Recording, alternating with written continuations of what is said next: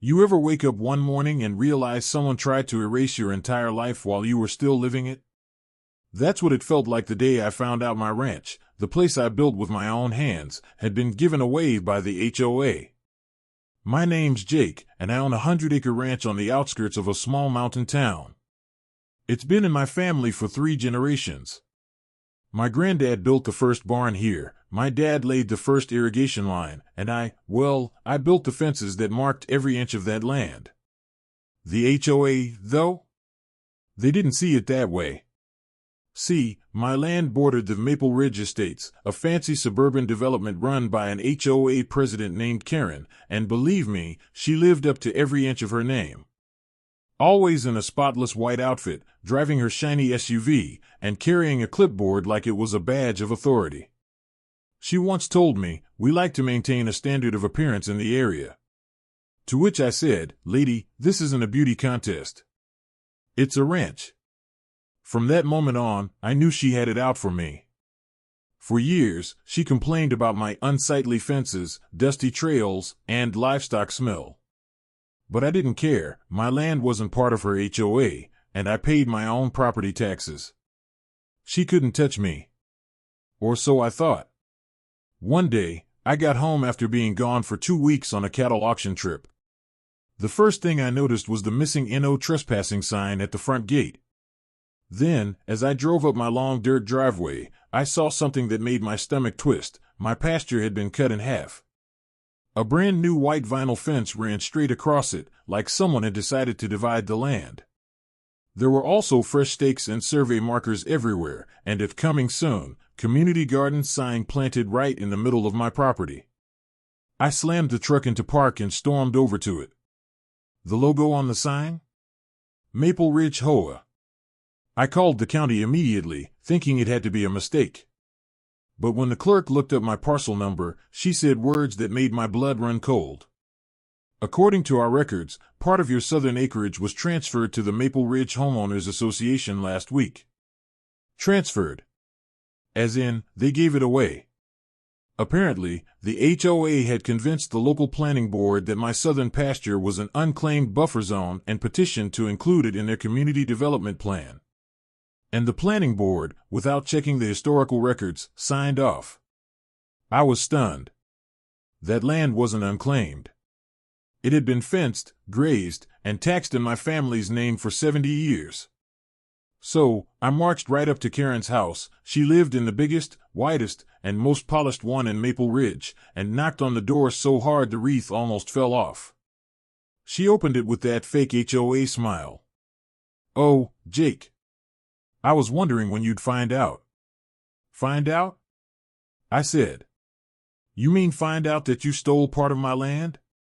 Her expression didn't even flicker. "Technically, it was annexed for community use. You weren't utilizing it properly." I nearly laughed. "Lady, it's a ranch. It's supposed to be dirt and cows, not tulips and playgrounds." Karen folded her arms. "The board decided it would better serve the neighborhood this way. You can appeal, of course, but that takes months.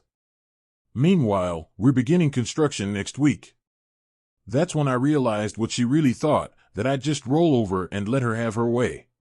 She didn't know who she was dealing with. I called my lawyer that night, and while he worked on the legal side, I got to work on something a little more visible. See, while they were busy planning their community garden, I was busy building a fence. Not just any fence, this one was special. I spent 3 straight days out there with my tools, my truck, and a whole lot of determination. I built a 12-foot-tall perimeter fence along my real property line, reinforced, barbed, and painted jet black. Every few feet, I installed a camera post and motion sensor. And just to make things extra clear, I put up signs every 20 feet. Private ranch land, trespassers will be recorded and prosecuted. You should have seen the look on Karen's face the next morning when she came by with her clipboard and her smug little group of HOA board members. She tried to wave at me like nothing was wrong. "Jake, you can't build a fence like this. It doesn't meet the neighborhood standards." I leaned against the post and said, "Karen, this isn't your neighborhood. This is my land. You might want to check your map again. She turned red. You're being unreasonable. I grinned. Oh no. I'm being accurate. That fence wasn't just for looks, it was my line in the sand. The HOA thought they could push me around, but I was about to show them that ranchers don't back down easy. Over the next few days, I started getting violation notices in the mail from Maple Ridge HOA, which made 0 sense because I wasn't a member. They fined me for unapproved structures, non-compliant paint, and property disruption. Each one went straight into the shredder. But Karen wasn't done. She started sending contractors to survey the disputed land again. The first crew showed up at 6 a.m. on a Monday. They pulled their truck up and started unloading equipment like they owned the place. That's when I stepped out of my barn, holding a cup of coffee, and waved. You boys know you're trespassing, right? They looked confused. Ma'am from the HOA said this was community property. I pointed to the tall fence behind them and smiled. Does that look like community property to you? They left faster than they came. Karen tried again 2 days later, this time with a bulldozer. The roar of that bulldozer was the sound that snapped my patience clean in half.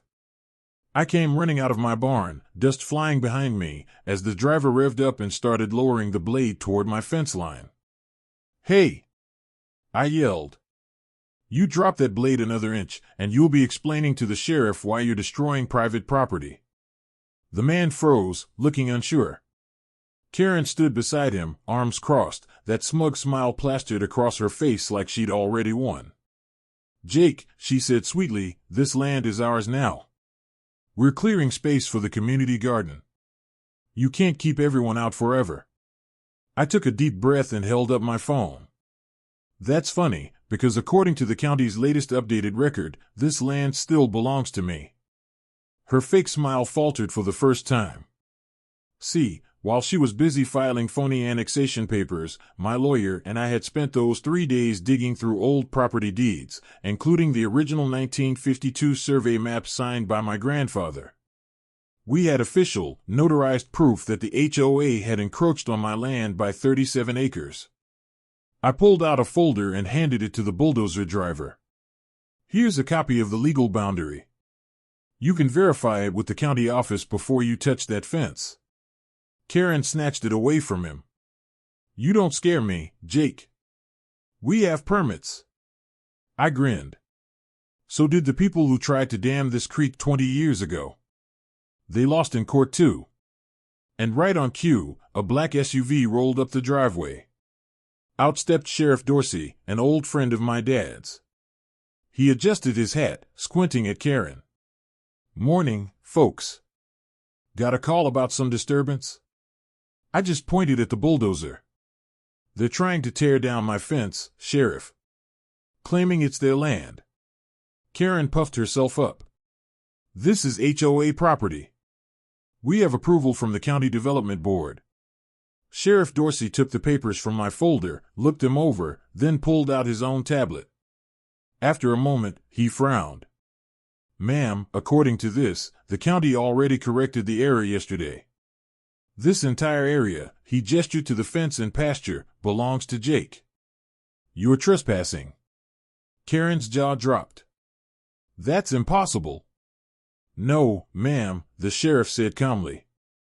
What's impossible is thinking you could annex someone's land without due process. Karen started sputtering, accusing me of intimidation, obstruction, and defamation, while the sheriff told her she had 5 minutes to leave the property or face trespassing charges. And for once, she actually left. But not before pointing a perfectly manicured finger at me and saying, "This isn't over." Oh, it wasn't. But not in the way she thought. Over the next few weeks, word spread fast. Turns out, the HOA had done this kind of thing before, claiming bits of land, redrawing maps, bullying older homeowners into selling for community projects. When my case hit the county court, it was like kicking a hornet's nest. The judge reviewed the deeds, surveys, and even satellite photos showing my fences standing for decades. Karen's official documents turned out to be full of forged signatures and adjusted maps that her own board had drawn up. The HOA's lawyer tried to spin it, but the judge wasn't having it. He banged his gavel and said, "This court finds that the Maple Ridge Homeowners Association unlawfully annexed private property belonging to Mr. Jake Turner. All construction shall cease immediately, and full damages will be paid by the HOA." Karen went pale. But that wasn't even the best part. The judge also ruled that the HOA was responsible for restoring my land to its original condition, including removing all stakes, posts, and debris. And since they had already broken ground, that meant they owed me compensation for property damage and trespass. The final figure? Over $280,000. When I heard that number, I couldn't help but chuckle. Karen, on the other hand, nearly fainted. The HOA board turned on her like wolves. Half of them resigned on the spot. The other half called an emergency vote and stripped her of her presidency within the week. And me? I took that settlement money and used it to build something even better, a new stretch of reinforced fencing around the entire ranch, topped with security cameras and solar lights.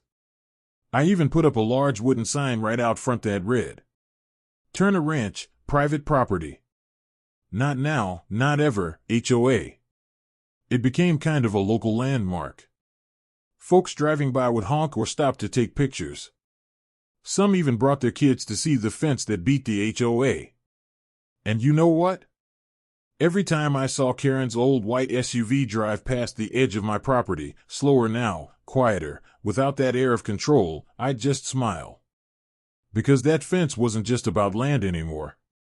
It was about standing up to people who think power gives them permission to take what isn't theirs. A few months later, I got a letter from one of the new Maple Ridge board members.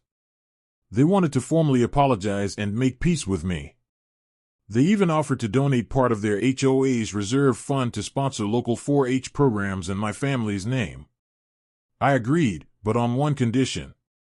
They had to put a plaque at the garden entrance that read, "This community stands on the principle of respecting your neighbor's land." And they did. Now every time I ride my horse past that little garden, the one that almost replaced my pasture, I see that plaque gleaming in the sun. It's a reminder that not all fences divide people. Some fences protect what's right. And for me, that was worth every nail, every post, and every fight. Because in the end, the HOA gave away my ranch, but the fence I built made sure they'd never forget who it really belonged to.